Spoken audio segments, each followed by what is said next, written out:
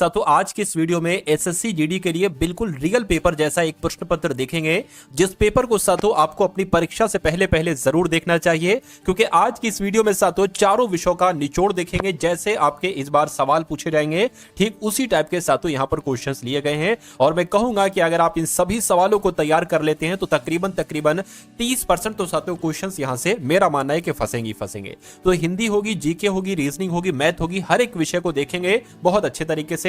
तो साथियों हिंदी के मैंने इस वीडियो में कितने सवाल लिए हैं? 20 सवाल लिए हैं, और इसमें आपको साथियों 12 से 13 प्रश्नों का टारगेट होना चाहिए आपका, कि 12 से 13 प्रश्न आपको बिल्कुल सही करना है। तो पहला सवाल है, कह रहे कि सेना का पर्यायवाची इसमें से क्या हो सकता है? क्या सेना को सिंधु कहते? नहीं साथियों, सिंधु की अगर बात करते तो सिंधु तो एक तरीके से सागर का पर्यायवाची है। ललित की अगर बात करते, ललित का मतलब होता है क्या? सुंदर। ललित का मतलब क्या होता है? सुंदर होता है। और मंद का मतलब क्या होता है साथियों? धीमा होता है। लेकिन दल शब्द की अगर बात करते हैं तो यह सेना का पर्यायवाची हो जाएगा दल। सेना कह लो। अच्छा, एक तरीके से अगर बात करें तो अनि भी कहते हैं, अनि ये सेना का पर्यायवाची हो जाएगा। उसके अलावा अगर बात करते हैं साथियों सैन्य की अगर बात करें तो सैन्य भी साथियों कहा जाता है सेना को। अगला सवाल है आपकी स्क्रीन पर, कहा जा रहा है कि सीमा ने रोहिणी से कहा कि थकान के नाते तुम्हें उसकी मदद करनी चाहिए, बचपन के नाते, इंसानियत के नाते या गुस्से के नाते। तो खाली जगह में अगर आप ऑप्शन नंबर सी वाले का चयन कर रहे हैं कि सीमा ने रोहिणी से कहा कि इंसानियत के नाते तुम्हें उसकी मदद करना चाहिए, तो आपका जवाब बिल्कुल करेक्ट हो जाएगा। अगला सवाल देखिए, विलोम पूछा जा रहा है जलमार्ग का। तो जलमार्ग शब्द का विलोम क्या हो जाएगा? देखिए, जल की अगर बात करें थल हो जाएगा, और मार्ग की जगह पर मार्ग आ जाएगा। तो मैं कहूंगा जल मार्ग का विलोम क्या हो जाएगा? थल मार्ग हो जाएगा। अगला सवाल है, कह रहे कि दिए गए वाक्य में गलत वर्तनी ज्ञात कीजिए। मानव का कल्याण ही मनुष्य का धर्म है। तो इसमें दिक्कत कहां पर? देखिए, ये कल्याण लिखा हुआ है, कल्याण थोड़ी ना लिखा जाता है। क्या लिखा जाता है? एक तरीके से कल्याण लिखा जाता है। क्या लिखा जाता है साथियों? कल्याण लिखा जाता है। तो मैं कहूंगा दिक्कत कहां पर है? दिक्कत यहां पर है, और यही आपका बिल्कुल सही जवाब है। अगला देखिए, कहने कि जो कुछ वे जानते हैं उसे दूसरों तक पहुंचाने में वे स्वभाव से ही कृपण है। अब यहां पर अगर बात करें तो आपको बताना है साथियों, जो कुछ वे जानते हैं उसे दूसरों तक पहुंचाने में वे स्वभाव से ही कृपण है। तो कृपण का विलोम एक तरीके से आपसे यहां पर पूछा जा रहा है। तो कृपण का विलोम क्या हो जाएगा? मैं कहूंगा उदार हो जाएगा। क्या? ठीक है, उदार हो जाएगा। राइट आंसर आपका ऑप्शन नंबर बी हो जाएगा। अगला सवाल देखिए, कह के निम्नलिखित प्रश्न में 4 विकल्पों में से उस विकल्प का चयन करें जो दिए गए मुहावरे का सही अर्थ वाला विकल्प है, यानी कि आसमान से गिरा खजूर में अटका। तो इसका मतलब साथियों क्या हो सकता है? मुझे बताइए। देखिए, बुरे काम का बुरा फल मिलता है, ये होगा इसका मतलब नहीं। एक विपत्ति से छूटकर दूसरी विपत्ति में उलझ जाना, ये इसका मतलब होगा। मैं कहूंगा बिल्कुल सही। इस सवाल का जवाब आपका अगर है ऑप्शन नंबर बी, तो बिल्कुल करेक्ट है। अगला सवाल आपकी स्क्रीन पर आपसे पूछा जा रहा है कि उसके मन में ना जाने कितनी वेदना थी, वह जोर जोर से उसास ले रहा था। तो यहां पर अगर बात करें साथियों,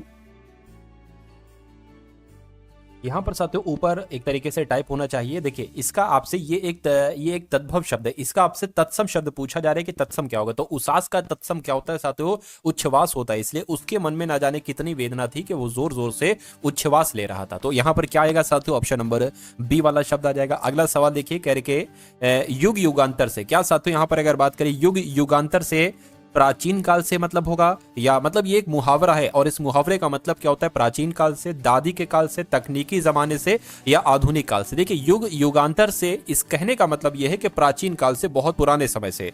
उसके बाद देखिए, ये कभी ना निष्फल होने वाला काम है। रेखांकित शब्द की अगर बात करें, ना निष्फल होने वाला काम, इसके लिए साथियों एक शब्द यहां पर क्या हो सकता है? तो जो ना निष्फल होने वाला हो उसको एक तरीके से साथियों क्या कहा जाता है? अमोघ कहा जाता है। आप लोग ध्यान रखें, क्वेश्चन इंपॉर्टेंट है। आंसर आपका ऑप्शन नंबर सी के साथ जाएगा। अगला सवाल आपकी स्क्रीन पर है, आपसे पूछा जा रहा है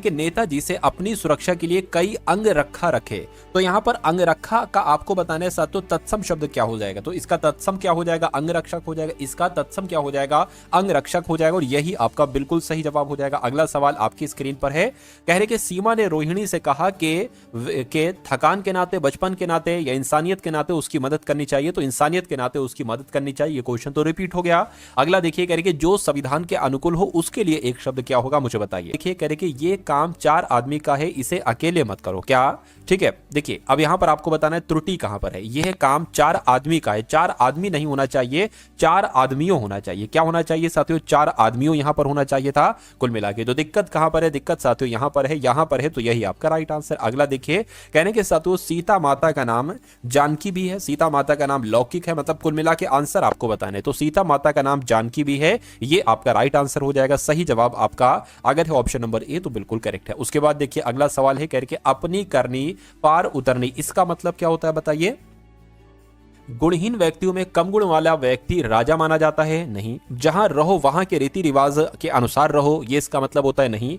मनुष्य को अपने कर्मों के अनुसार ही फल मिलता है, ये क्या इसका मतलब हो जाएगा। अपनी करनी पार उतरनी, बिल्कुल साथियों ये इसका मतलब हो जाएगा और यही आपका बिल्कुल सही जवाब भी हो जाएगा। अगला सवाल आपकी स्क्रीन पर है, कहा जा रहा है कि गुलाब के फूल में बहुत से कांटे होते हैं, तो 4 विकल्पों में से उस विकल्प का चयन कीजिए जो कोष्ठक में दिए गए शब्द के पर्यायवाची शब्द का सही विकल्प है। यानी कि कांटे का आपको पर्यायवाची बताना है। तो कांटे की अगर हम बात करते हैं, कांटे को एक तरीके से शूल कहा जाता है। क्या कहा जाता है, देखिए यहां पर अगर बात करें, कांटे को कंटक भी कहा जाता है, ये आपको मालूम होना चाहिए। कांटे को कंटक कहते हैं, कांटे को साथियों बाधा भी कहते हैं, और कांटे को सुई भी कहते हैं, और कांटे को शूल भी कहते हैं। तो कुल मिला के राइट आंसर अगर आपका ऑप्शन नंबर डी के साथ है तो मैं कहूंगा आंसर आपका बिल्कुल करेक्ट भाई, बहुत बढ़िया, वेरी गुड क्लास। अगला सवाल है करके छलनी कर डालना, तो इसका मतलब क्या होता है। छलनी कर डालना, रौनक होना, मन में वैराग पैदा होना, शोक विहल कर देना, बेफिक्र होना। तो छलनी कर डालना यानी कि शोक विहल कर देना, ये आपका सही जवाब हो जाएगा। अगला सवाल देखिए, कहा जा रहा है कि सभी भाइयों के बीच संपत्ति के लिए कलह हो रहा है, तो आपको बताने दिए गए वाक्य में गलत वर्तनी आपको ज्ञात करनी, किस शब्द की साथियों गलत वर्तनी है, ये आपको यहां पर साथियों बताना है। चलिए देखिए, ये तो संपत्ति लिखा हुआ है, होना क्या चाहिए थी, संपत्ति होना चाहिए थी, तो ये आपकी शुद्ध वर्तनी हो जाएगी, ये गलत हो जाएगी। अगला सवाल देखिए, कह के दिए गए वाक्य में रेखांकित शब्द का विलोम आपसे यहां पर पूछा जा रहा है, यानी कि आधुनिक का आपको विलोम बताना है। तो आधुनिक का विलोम साथियों क्या होता है, पौराणिक होता है। क्या होता है आधुनिक का विलोम, आधुनिक का विलोम साथियों पौराणिक होता है, ये आप लोग याद रखेंगे। राइट आंसर आपका ऑप्शन नंबर बी होना चाहिए। अगला सवाल आपकी स्क्रीन पर है, कहा जा रहा है कि निम्नलिखित प्रश्न में 4 विकल्पों में से उस विकल्प का चयन कीजिए जो कोष्ठक में दिए गए शब्द के तत्सम रूप का सही विकल्प है। आप सभी को यहां से जाने के लिए कहा गया है। अब यहां शब्द एक तद्भव शब्द है, इसका तत्सम शब्द क्या होता है साथियों, अत्र कहा जाता है। यहां को क्या कहा जाता है, अत्र कहा जाता है। तो ये साथियों आपने हिंदी के देखे पूरे के पूरे 20 सवाल और आपके एग्जाम में भी 20 सवाल आएंगे। कितने क्वेश्चन आपके सही हो पाए एक बार कमेंट में बताइएगा। और अब आप लोग देखिए साथियों, जीके के कितने क्वेश्चन, जीके के और करंट अफेयर के साथियों पूरे के पूरे 20 सवाल, और इसमें से कितने क्वेश्चन आप सही कर पाते हैं, 9 कर पाते हैं, 10 कर पाते हैं, जितने भी कर पाते हैं उसको भी एक बार जरूर बताइएगा। और उसके बाद रीजनिंग को हम लोग देखेंगे और मैथ को देखेंगे।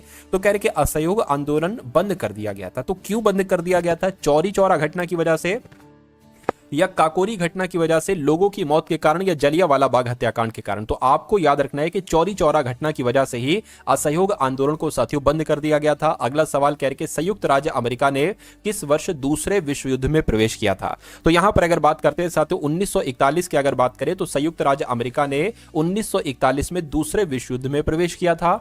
पंचशील का नारा किसके द्वारा दिया गया था, तो पंडित जवाहरलाल नेहरू के द्वारा साथियों पंचशील का नारा दिया गया था, ये आपको यहां पर ध्यान रखना है, ठीक है। उसके बाद देखिए अगला सवाल कह रहे कि उस भारतीय प्रधानमंत्री का नाम क्या है जिन्होंने संसद में यह घोषणा की थी कि वह मंडल आयोग की सिफारिशों को लागू करेंगे। इस घोषणा से भारत में देशव्यापी विरोध शुरू हो गया था। ये क्वेश्चन साथियों बहुत इंपॉर्टेंट है और मैं कहूंगा ये सवाल आपके एग्जाम में आ जाए तो ऐसा पॉसिबल है और आ सकता है साथियों। तो वीपी सिंह इन प्रधानमंत्री का नाम आप लोग याद रखना, क्योंकि इन्होंने संसद में घोषणा की थी कि वो मंडल आयोग की सिफारिशों को लागू करेंगे और इस घोषणा से भारत में देशव्यापी विरोध शुरू हो गया था। अगला देखिए, कहा जा रहा है कि भारतीय संविधान का कौन सा अनुच्छेद कानून के समक्ष समानता प्रदान करता है। तो मैं कहूंगा अनुच्छेद 14 की अगर बात करें तो अनुच्छेद 14 कानून के समक्ष समानता प्रदान करता है। अगला देखिए, कह रहे कि विश्व में प्लेटिनम का उत्पादन किस देश में सबसे ज्यादा होता है। तो किस देश में सबसे ज्यादा होता है साथियों, दक्षिण अफ्रीका में सबसे ज्यादा होता है। अगला देखिए, इनमें से कौन सा राज्य पालघाट दर्रे से आपस में जुड़े हुए हैं। तो किसकी बात चल रही है, मैं कहूंगा केरल और तमिलनाडु की बात चल रही है। यानी कि साथियों केरल और तमिलनाडु राज्य पालघाट दर्रे से आपस में जुड़े हुए हैं। उसके बाद देखिए कौन सा कृत्रिम बंदरगाह है, यानी कि कृत्रिम बंदरगाह की अगर हम बात करते हैं तो जो चेन्नई बंदरगाह है ना, ये एक कृत्रिम बंदरगाह है। ये सवाल आपसे एग्जाम में पूछा जाएगा। उसके बाद देखिए कह रहे कि किस क्रांति ने तिलहनों के उत्पादन में वृद्धि उत्पन्न की है, बताइए। तो अगर बात करते हैं साथियों पीली क्रांति की, तो आपको याद रखना है कि पीली क्रांति ने तिलहनों के उत्पादन में वृद्धि उत्पन्न की है। उसके बाद देखिए भारत में निम्न में से क्या अप्रत्यक्ष कर की श्रेणी में है। तो क्या अप्रत्यक्ष कर की श्रेणी में है साथियों, आपसे पूछा जा रहा है। तो सेवा कर आपका यहां पर सही जवाब हो जाएगा। यानी कि साथियों अप्रत्यक्ष कर एक तरीके से, यानी कि सेवा कर की अगर हम बात करते हैं तो ये क्या है, ये एक अप्रत्यक्ष कर है। उसके बाद देखिए कहा जा रहा है साथियों कि स्टार्टअप इंडिया योजना उन संस्थाओं पर लागू होती है जिनके पिछले वर्ष का वार्षिक कारोबार कितने से अधिक नहीं होना चाहिए। तो साथियों 25 करोड़ से अधिक नहीं होना चाहिए, ये आप लोग याद रखेंगे। राइट आंसर आपका ऑप्शन नंबर डी हो जाएगा। उसके बाद देखिए अगला सवाल है आपकी स्क्रीन पर, कहने के प्राथमिक क्षेत्र में श्रमिक एक वर्ष में ज्यादातर समय बेरोजगार रहते हैं, ठीक है। इसलिए यदि इनमें से कुछ श्रमिक प्राथमिक क्षेत्र से अन्य क्षेत्रों में स्थानांतरित किए जाते हैं तो कुछ प्राथमिक उत्पादन में कोई बदलाव नहीं होगा। इस प्रकार की बेरोजगारी को जाना जाता है किस रूप में? तो इस प्रकार की बेरोजगारी को अंतर्निहित बेरोजगारी के रूप में जाना जाता है। किस प्रकार में अंतर्निहित बेरोजगारी के रूप में जाना जाता है? उसके बाद देखिए अगला सवाल, यानी कि रोजगार के अवसरों में रोजगार के अवसरों की कमी की सबसे सही व्याख्या है। यानी कि आपको बताना है कुल मिला के क्या मजदूरों को अपने किए गए कार्य की मजदूरी नहीं मिलती तो उसको कहा जाता है रोजगार के अवसरों में कमी। क्या श्रमिक जितना काम करने में सक्षम है उससे कम अगर काम मिल रहा है तो उसको कहा जाता है रोजगार में कमी। इसलिए आपका राइट आंसर जो होना चाहिए वो ऑप्शन नंबर बी के साथ जाएगा। अगला सवाल आपकी स्क्रीन पर, यानी कि कितने माप से अधिक ध्वनि को शोर का नाम दिया जाता है? तो अगर साथियों 80 डेसिबल से ध्वनि अधिक है तो उसको क्या कहा जाता है? शोर का नाम दिया जाता है।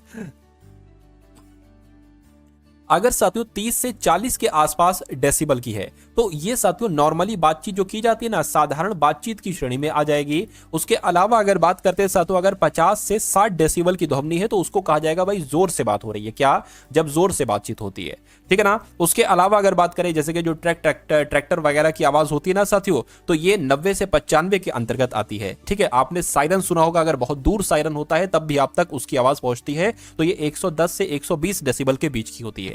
तो कुल मिला के अगर ध्वनि का शोर कहना है तो साथियों 80 डेसिबल उसकी ध्वनि होगी। एथिलीन ग्लाइकोल को एंटी फ्रीज के रूप में साथियों पानी में मिलाने पर क्या होता है? तो आपसे पूछा जा रहा है उसे कार के रेडिएटर की सफाई हेतु प्रयोग किया जाता है। ये केवल पानी के क्वथनांक को कम करता है, ये केवल पानी के क्वथनांक को बढ़ाता है, ये पानी के हिमांक को कम करता है और पानी के क्वथनांक को बढ़ा देता है। तो अगर ये सवाल साथियों आपसे पूछा जाए तो आंसर आपका जो होगा, जो मैंने यहां पर आपको बताया, ऑप्शन नंबर डी, यानी कि एथिलीन ग्लाइकोल को एंटी फ्रीज के रूप में पानी में मिलाने पर पानी के क्वथनांक को ये कम कर देता है और पानी के हिमांक को कम कर देता है और क्वथनांक को साथियों बढ़ा देता है।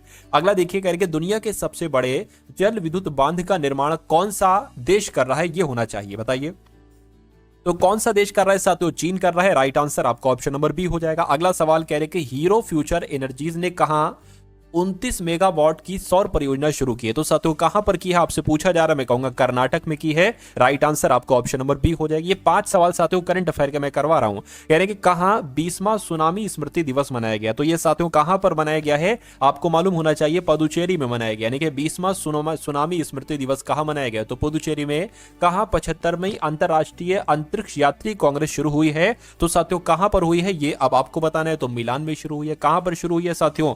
मिलान में शुरू हुई है। अगला सवाल देखिए, किसने फेमिना मिस इंडिया 2024 का खिताब जीता है? तो साथियों ये खिताब किसने जीता है? निकिता पोरवाल इनका नाम है और निकिता पोरवाल ने ही फेमिना मिस इंडिया 2024 का खिताब जीता है। अगला सवाल है आपकी स्क्रीन पर और अब यहां से साथियों आपके सामने रीजनिंग के क्वेश्चन शुरू हो चुके हैं। तो इन सभी रीजनिंग के क्वेश्चंस को देखिएगा और अपनी तैयारी को साथियों मजबूत कीजिएगा। चलिए, कह रहे हैं साथियों सबसे पहले 1076 है, उसके बाद आपको बताने कौन सा नंबर आएगा और उसके बाद 882 ही आना चाहिए, उसके बाद 785 और उसके बाद 688 और उसके बाद साथियों 591।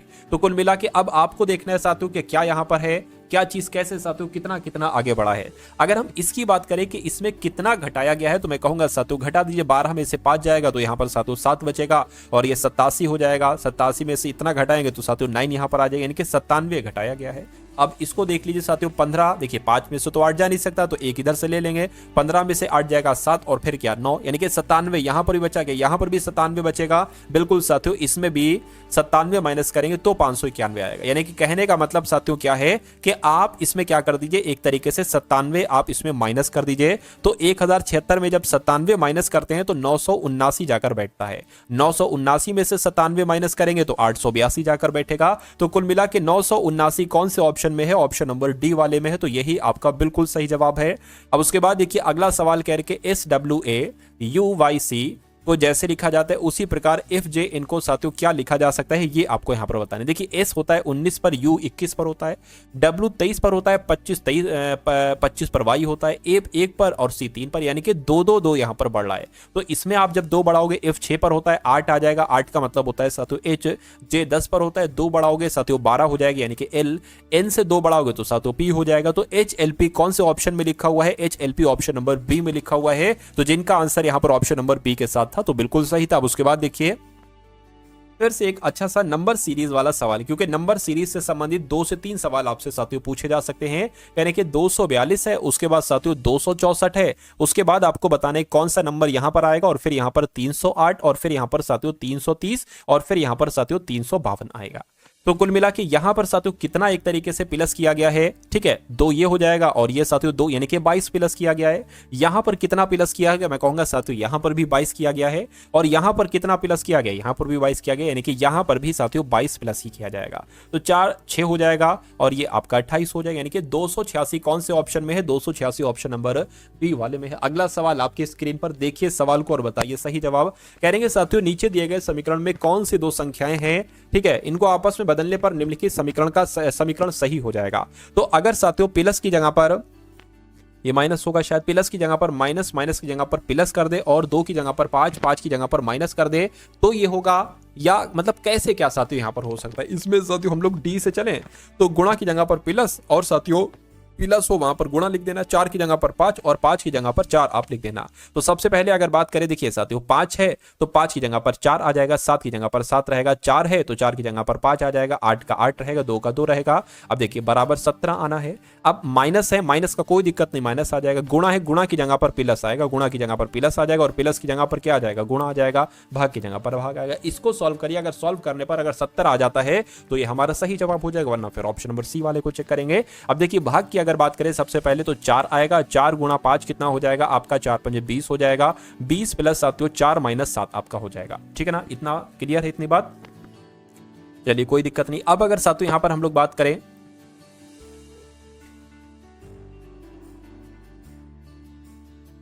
4 माइनस 7 कितना हो जाएगा, तो अगर 4 माइनस 7 की अगर बात करें तो यहां पर साथियों -3 आ जाएगा, -3 प्लस 20 आ जाएगा। अब प्लस माइनस है, प्लस माइनस की बात करें तो माइनस आता है, यानी कि दोनों आपस में घटेंगे, और बड़े नंबर में जो साइन लगा होगा ना वो साइन आएगा, तो यहां पर साथियों 70 आ जाएगा, यानी कि 17 बराबर 17 आ चुका है।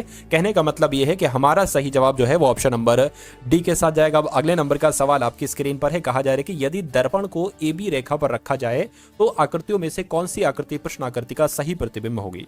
कहने की अगर बात करें, मतलब यह है साथियों ये आपकी आकृति है, यहां पर लाइनिंग आपको दिख रही होगी यहां पर, तो अगर यहां पर दर्पण रखा है तो ये आकृति साथियों कैसी दिखाई देगी, कुल मिला के आपको इतनी सी बात बताना है।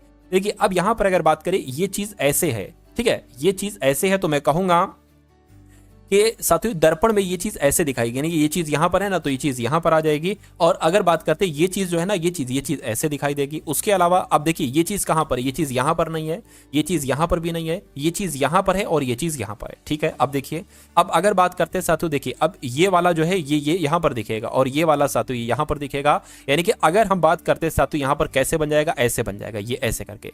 क्या यहां पर है ये ऐसे है, बिल्कुल कोई दिक्कत नहीं है। अब इसकी बात करें साथियों, तो ये कैसे कुछ बन जाएगा, ये कुछ ऐसे बन जाएगा साथियों, ये कुछ ऐसे बन जाएगा। तो क्या ये यहां पर ये ऐसे है, और मैं ऐसे की बात कर रहा हूं, तो ऐसे ये यहां पर ऑप्शन नंबर डी वाले में है। तो कुल मिला के इस सवाल का जवाब आपका अगर है ऑप्शन नंबर डी, तो बिल्कुल करेक्ट है। अगला सवाल, उसके बाद देखिए अगले नंबर का सवाल है, कहा जा रहा है कि 7 लड़कियां हैं, P, Q, R, S, T और साथियों U और V, ये 7 लड़कियां करके एक वृत्ताकार मेज के चारों ओर केंद्र से बाहर की ओर मुख करके बैठी हैं। यानी कि साथियों एक क्या कहा गया, एक वृत्ताकार मेज है ना, तो ये साथियों हम लोगों ने एक वृत्ताकार मेज बना ली। यहां पर 7 लड़कियां हैं, तो मान लीजिए 1 2 3 4 5 6 और 1 साथियों 7। इन सभी का मुंह कहां पर बताया गया, केंद्र से बाहर की ओर बताया गया साथियों। इन सब का मुंह क्या है, इन सब का मुंह की अगर बात करें केंद्र से बाहर की ओर है, ये बात भी क्लियर। उसके बाद देखिए कह रहे हैं कि Q और R दोनों के निकटतम पड़ोसी P है। ठीक है, कोई दिक्कत नहीं है। उसके बाद लिखा हुआ है कि एस ना तो आर की और ना ही टी की पड़ोसी है। ठीक है, कह रहे टी और यू दोनों की निकटतम पड़ोसी वी है, यहां पर वी आएगा, और वी एस के दाईं ओर दूसरे स्थान पर बैठी। देखिए सबसे सटीक लाइन हमें यह लग रही है कि हम अभी इसको लिख सकते हैं, बाकी इन सब में कंफ्यूजन है, तो ये हम लिख सकते हैं। तो साथ तो इसको लिख दीजिए। क्या कहा जा रहा है, कह रहे कि एस के दाईं ओर दूसरे स्थान पर वी बैठी है, तो मान लीजिए अगर एस यहां पर है तो एस का दायां किधर होगा, एस का दायां इधर होगा, और वी कहां पर बैठेगी, वी साथ तो यहां पर बैठी, क्योंकि सबका मुंह बाहर की तरफ है ना, इसलिए एस का दायां इधर होगा, वरना इसका दायां इधर होता अगर सबका मुंह केंद्र की तरफ होता। ठीक है ना। उसके बाद आगे क्या लिखा हो, कह रहे कि एस यू की निकटतम पड़ोसी है। एस यू की यानी कि यू या तो साथियों यहां पर आएगा, या तो यू यहां पर आएगा, या साथियों यू यहां पर आएगा। एस जो है ना ये यू की निकटतम पड़ोसी, ये बात क्लियर होगी। अब उसके बाद एक बार फिर से पढ़िए क्या कहा जा रहा है। अच्छा ये वाली लाइन होगी, देखिए टी और यू दोनों की निकटतम पड़ोसी वी है। ठीक है, एस क्या लिखा हुआ है, टी और यू, तो टी और यू, यू मान लीजिए साथियों यहां पर है। ठीक है, तो टी और यू की निकटतम पड़ोसी वी है, यानी कि यू हमें यहां पर ही बनाना चाहिए। क्यों? क्योंकि वी निकटतम पड़ोसी आ गया। तो एक काम करिए साथ, तो इसको हटा दीजिए, इस वाले को और इस वाले को आप हटा दीजिए। ये लाइन भी अब क्लियर हो गई। ठीक है, यू की निकटतम पड़ोसी एस है, यू की निकटतम पड़ोसी एस है, ये बात भी क्लियर हो गई। अब यहां से पढ़िए दोबारा से, यानी कि क्यू और आर दोनों की निकटतम पड़ोसी पी है। तो क्यू और आर दोनों की निकटतम पड़ोसी पी है। अब इसको स्किप करो, यानी कि एस ना तो आर की, एस ना तो आर की और ना ही टी की निकटतम पड़ोसी है। यानी कि साथियों एस ना तो आर की, यानी कि आर ना तो यहां पर बनेगा, ठीक है, और कहने के टी और यू दोनों की निकटतम पड़ोसी वी है। टी और यू दोनों की निकटतम पड़ोसी वी, यानी कि टी साथियों यहां पर आ जाएगा, बिल्कुल आ जाएगा। अब क्या हमारा सॉल्व हो सकता है? अब क्या हो सकता है एक्स्ट्रा? देखिए, ठीक है, देखिए बार बार पढ़ना पड़ेगा तभी, क्योंकि ये क्वेश्चन थोड़ा सा हार्ड क्वेश्चन में से आता है। ठीक है, तो अगर इसको करने में आपको 1.5 मिनट लग जाए, ठीक है, या कभी कभी कुछ क्वेश्चन ऐसे होते हैं कि 2 मिनट भी लग जाते हैं, तो आप उनको कर लो, क्योंकि और सारे क्वेश्चन तो आप साथियों 30-30, 40-40 सेकंड में उड़ा रहे होंगे। चलिए, ये थोड़ा सा कठिन है तो इसको देख लीजिए। कह रहे क्या क्या हो गया? अब ये देखिए, क्यू और आर दोनों की निकटतम पड़ोसी पी है, क्यू और आर दोनों की निकटतम पड़ोसी पी है। तो क्यू की अगर बात करें, क्यू और आर, देखिए टी आपका यहां पर हो गया। अगर हम साथियों यहां पर क्यू और आर बना ले, क्या क्यू और आर दोनों की निकटतम पड़ोसी कौन है साथियों? पी है। तो पी अगर मान लीजिए यहां पर बना ले, उसके बाद कह रहे हैं कि एस ना तो आर और ना ही टी की निकटतम पड़ोसी। एस जो है ना तो आर और ना ही टी की निकटतम पड़ोसी, ये बात भी क्लियर है। कह रहे हैं कि साथियों टी और यू दोनों की निकटतम पड़ोसी वी है। टी और आर कहां गया? टी और यू दोनों का निकटतम पड़ोसी वी है, ये बात भी क्लियर हो गई। कह रहे कि एस के दाईं ओर दूसरे स्थान पर वी बैठा है, एस के दाईं ओर दूसरे स्थान पर वी बैठा है, ये बात भी क्लियर हो गई। यू की निकटतम पड़ोसी है एस, ये बात भी क्लियर हो गई। आर के ठीक बाईं ओर कौन बैठा हुआ है? तो आर किधर गया? आर के ठीक बाईं ओर कौन बैठा हुआ है साथियों? टी बैठा हुआ है। तो आपका जवाब क्या होगा? यहां पर आपका जवाब ऑप्शन नंबर ए हो जाएगा, यानी कि टी हो जाएगा। तो इस सवाल को साथियों मेरा मानिएगा, एक बार दोबारा इसको आप लोग देखिएगा, थोड़ा सा और अच्छे तरीके से आपकी यहां पर समझ में आ जाएगा। उसके बाद देखिए अगले नंबर का सवाल है आपकी स्क्रीन पर, कह रहे दिए गए विकल्पों में से किन दो संख्याओं को आपस में बदलने पर निम्नलिखित समीकरण सही हो सकता है, बताइए। जैसे कि अगर बात करें, मान लीजिए 7 और 4 को अदला बदली कर दें, यानी कि 7 की जगह पर 4, 4 की जगह पर 7, या 3 2 को। हम सबसे पहले साथियों ऑप्शन नंबर ए से शुरुआत कर लेते हैं। ठीक है, 7 की जगह पर 4 और 4 की जगह पर साथियों हम क्या रख देंगे? 7। ये भाग का निशान होगा। चलिए 12 हो गया, 3 हो गया, 4 है ना, तो साथियों यहां पर क्या आ जाएगा? 7 आ जाएगा। भाग 2 की जगह पर साथियों 2 आएगा। प्लस की जगह पर क्या आ जाएगा? अच्छा, यहां पर 4 है, 4 की जगह पर 2 हो गया, ठीक है ना। और एक तरीके से बात करें, 2 हो गया प्लस आपका 41 हो गया, बराबर अब 7 है, तो 7 की जगह पर 4 आ जाएगा। देखिए कैलकुलेट करके, ये कैलकुलेट करोगे, अगर 4 आ जाता है तो हमारा ए आंसर हो जाएगा। देखिए कैलकुलेट करके तो मुझे तो नहीं लग रहा है। देखिए 7/2 आ जाएगा। फिर यहां से एक तरीके से बात करें, नहीं हो सकता साथियों। तो इनको कैलकुलेट करके इतना तो मुझे पता है कि 4 नहीं आ सकता, तो ये आपका आंसर नहीं हो सकता। अब दूसरे वाले को चेक कीजिए, यानी कि 3 की जगह पर 2, 2 की जगह पर 3 रख दीजिए, तो 12 है, 12 रख दीजिए। 3 है तो 3 की जगह पर 2 आ जाएगा, माइनस 4 है तो 4 आ जाएगा, भाग 2 है तो 2 की जगह पर साथियों 3 आ जाएगा, प्लस आपका 41 का। इसको सॉल्व करके साथियों 7 आ सकता है। देखिए जरा यहां पर अगर बात करें, 12 दूना 24 हो जाएगा, 24 माइनस 4/3 आ जाएगा, प्लस 41 का। इसको सॉल्व करके 7 आ सकता है। मैं कहूंगा ये भी साथियों पॉसिबल नहीं है, ऐसा भी नहीं हो सकता, कोई दिक्कत नहीं। तो अब ऑप्शन नंबर सी वाले को देख लीजिए, यानी कि 7 की जगह पर 41 और 41 की जगह पर 7, तो 12 है 12, 3 है तो 3, माइनस अब 4 है ना, तो साथियों 4 आ जाएगा। और एक तरीके से भाग है तो भाग आ जाएगा, 2 है 2 आ जाएगा, प्लस 41 है, 41 की जगह पर 7 हो जाएगा, और 7 है तो 7 की जगह पर 41 हो जाएगा। क्या इसको सॉल्व करके 41 आएगा? जरा देखिए, 12 3 आपका 36 हो जाएगा, माइनस 4 की भाग 2 से, तो साथ यहाँ पर 2 आएगा, 7 हो जाएगा।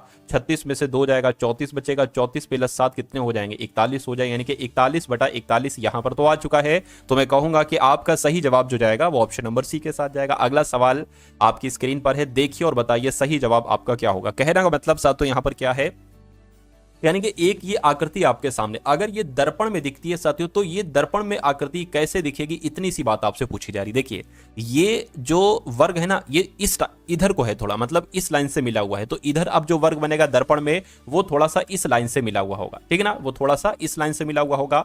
अब देखिए यहां पर अगर बात करें, अब देखिए ये लाइन एक ऐसी लाइन है, ठीक है ना, तो जो दर्पण में आपको लाइन दिखेगी वो साथियों कैसे दिखेगी, वो कुछ इस टाइप से दिखेगी, मतलब ऐसे करके दिखेगी, ठीक, ऐसे दिखेगी। लेकिन यहां पर वो चीज नहीं है, यहां पर भी वो चीज नहीं है, यहां पर भी वो चीज नहीं है, सिर्फ और सिर्फ वो चीज यहां पर है। यानी कि साथियों अगर बात करते हैं तो ये लाइन वास्तविक में जो बनेगी वो ऐसे करके बनेगी, ठीक है ना, ऐसे करके बनेगी साथियों, और ये ऐसे और ये ऐसे करके हो जाएगी। तो कुछ ऐसे करके ऑप्शन नंबर ए में ही आपको नजर आ रहा है, इसलिए ऑप्शन नंबर ए आपका बिल्कुल सही जवाब हो जाएगा।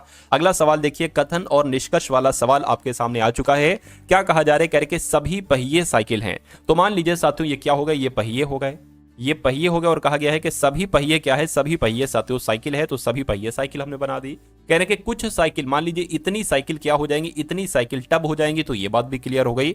अब देखिए, अब निष्कर्ष को देखिए, बताइए कौन सा निष्कर्ष सही है कौन सा गलत है। क्या कहा जा रहा है कि सभी टब पहिए हैं, सभी टब पहिए हैं। भाई टब यहां पर है और पहिए यहां पर है, मैं कहूंगा कोई टब पहिए नहीं है, तो ये गलत हो जाएगा। ठीक है, सभी टब पहिए थोड़ी ना है। अगर ये होता कि कुछ टब साइकिल हैं तो हमारा सही हो जाता। कह रहे कि सभी साइकिल टब हैं, सभी साइकिल टब कैसे हैं भाई, कुछ साइकिल टब हैं, अगर ये होता तो सही हो जाता, इसलिए भी गलत हो जाएगा। सभी साइकिल पहिए हैं, सभी साइकिल पहिए नहीं है, ये भी गलत हो जाएगा। अगर ये होता सभी पहिए साइकिल है तो सही हो जाता। तो मैं कहूंगा कोई भी निष्कर्ष अनुसरण नहीं करता। ऐसा कहां पर लिखा हुआ है, ऐसा आपका ऑप्शन नंबर सी में लिखा हुआ है। तो जिनका आंसर ऑप्शन नंबर सी था, मैं कहूंगा आंसर आपका बिल्कुल करेक्ट था, सी नहीं बल्कि बी था।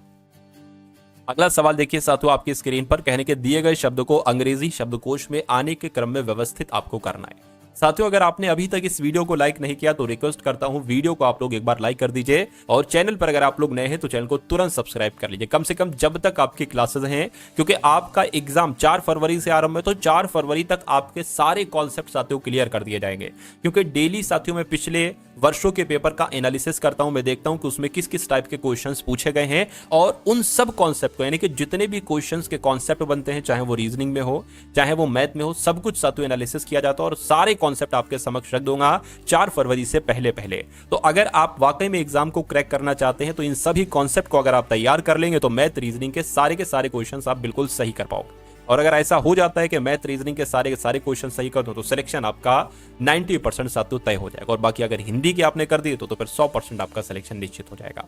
चलिए, दिए गए शब्दों को अंग्रेजी शब्दकोश में आने के क्रम में व्यवस्थित कीजिए। यानी कि देखिए डीईसी यहां पर है, डीईसी यहां पर है, अच्छा ए भी है, डीईसीए यहां पर है, डीईसीए यहां पर है, यहां पर भी है, और यहां पर भी और यहां पर भी। अब आपको बताना है सबसे पहले क्या आता है, एन, सबसे पहले एम, या सबसे पहले डी, जी या वाई, सबसे पहले साथियों क्या आता है बताइए। तो मैं कहूंगा सबसे पहले डी आता है तो ये 3 वाला आ जाएगा, उसके बाद एन आता है या एम, उसके बाद साथियों जी आता है तो साथियों यहां पर 4 आ जाएगा, ठीक है ना। उसके बाद साथियों एम आता है और उसके बाद ये आता है, यानी कि 2 फिर 1 और फिर 5 आ जाएगा। तो साथियों 34,215 कहां पर लिखा हुआ है, 34,215 ऑप्शन नंबर बी। इस सवाल को देखिए साथियों, और इस सवाल को आप लोग सॉल्व कीजिए। क्या कहा गया यहाँ पर, कह रहे कि 2 ऑफ 40, यानी कि ऑफ का मतलब क्या हो जाएगा साथियों, गुणा हो जाएगा, -44 प्लस 296, 296 नहीं साथियों, 2 माइनस 96 क्या है, 2 माइनस यहाँ पर 96 है। तो इसको सॉल्व कीजिए। देखिए अगर यहाँ पर इसका मतलब होता है गुणा, तो गुणा करेंगे 40 दूना कितना हो जाएगा साथियों, 40 दूना आपका 80 हो जाएगा, 80 माइनस इसको सॉल्व करेंगे तो 44 और 2 46 हो जाएगा, 46 माइनस 96 साथियों कितना हो जाएगा, यानी कि 96 में से 46 अगर घटेगा तो 6 कितना हो जाए, 6 में 6 इतना हो जाएगा, ये आपका 50 आ जाएगा। अब लेकिन माइनस का 50 बचेगा, ठीक है, क्योंकि बड़ी संख्या में माइनस है तो -1 ये, और एक ब्रैकेट के बाहर भी तो साथियों माइनस है, ब्रैकेट के बाहर तो माइनस माइनस ये प्लस हो जाएगा, ठीक है। तो मैं कहूंगा 80 प्लस 50 यहां पर हो जाएगा, और 80 प्लस 50 कितना होता है, 130 होता है। तो इस सवाल का जवाब आपका किस ऑप्शन के साथ जाएगा, ऑप्शन नंबर सी 130 के साथ जाएगा। उसके बाद देखिए कहा जा रहा है कि 33% की छूट के बाद एक वस्तु 2546 रुपए में बेची जाती है, वस्तु का अंकित मूल्य क्या है। देखिए किसी वस्तु को अगर 33% की छूट पर बेचा जाता है तो मेरे ख्याल से वो 67% में बेची जाएगी, और 67% में जब वो वस्तु बेची जाती है तो वो वस्तु 2546 में बेची जा रही है। इनका कहने का मतलब है, तो कहने का मतलब है 67% की वैल्यू 2546 है, आप अंकित मूल्य निकाल लीजिए, यानी कि 100% की वैल्यू साथियों आप निकाल लीजिए। तो ये 25/46 ये क्या हो जाएगी, ये 1% की वैल्यू हो गई।